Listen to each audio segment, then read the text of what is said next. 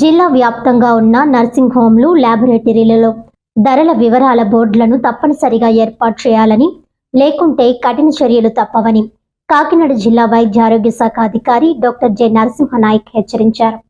శుక్రవారం ఆయన కాకినాడ జిల్లా వైద్య ఆరోగ్య శాఖ అధికారి కార్యాలయంలో మీడియాతో మాట్లాడుతూ ప్రతి ఆసుపత్రిలోనూ ఫీజుల వివరాలు బోర్డులు తప్పనిసరిగా ఏర్పాటు చేయాలని అన్నారు.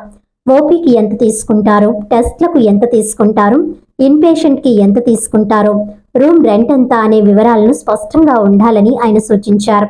నిబంధనల ప్రకారం బోర్డులు ఏర్పాటు చేయని ఆసుపత్రులపై చర్యలు తీసుకోవడం జరుగుతుందని నరసింహనాయక్ స్పష్టం చేశారు.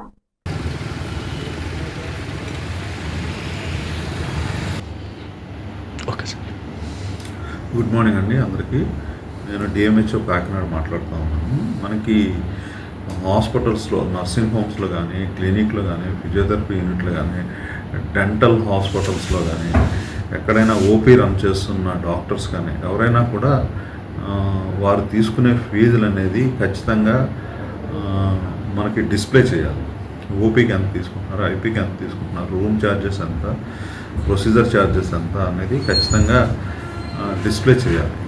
అది ఒక సిస్టమేటిక్గా ఒక పద్ధతి ఉంది. దాని ప్రకారం మనము డిస్ప్లే చేయాలి. అది అందరికి కూడా, అన్ని హాస్పిటల్స్ కూడా మెయిల్ చేయడం జరిగింది. అలానే డిస్ప్లే చేసిన బోర్డ్స్ను కూడా అన్నీ కూడా ఫొటోస్ తీసి మా మెయిల్కి పంపించమని చెప్పాము.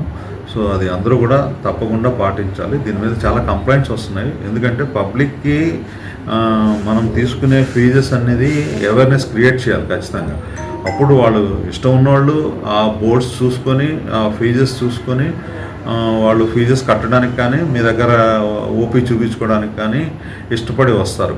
మనము లోన డిస్ప్లే చేయకపోతే మనం ఎంత కలెక్ట్ చేస్తున్నాం అనేది, అది కరెక్టా కాదా అనేది పబ్లిక్ ఐడియా ఉండదు. దానివల్ల కంప్లైంట్స్ ఎక్కువ వస్తూ ఉన్నాయి. కాబట్టి అందరూ డాక్టర్స్ అందరూ కూడా, నర్సింగ్ హోమ్స్ రన్ చేసే డాక్టర్సు, అలానే క్లినిక్స్ రన్ చేసే doctors, dental doctors, physiotherapy doctors ఎవరైనా కూడా ఖచ్చితంగా వారి యొక్క ఛార్జెస్ అనేది డిస్ప్లే చేయాలి.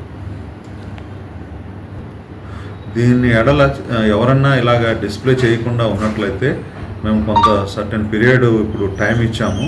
ఈ టైంలో డిస్ప్లే చేయకుండా ఇంకా నెగ్లిజెన్సీ ప్రదర్శించినట్లయితే మనకి అల్లోపతి మెడికల్ యాక్ట్ ప్రకారం వాళ్ళ మీద చర్యలు తీసుకోవడం జరుగుతుంది.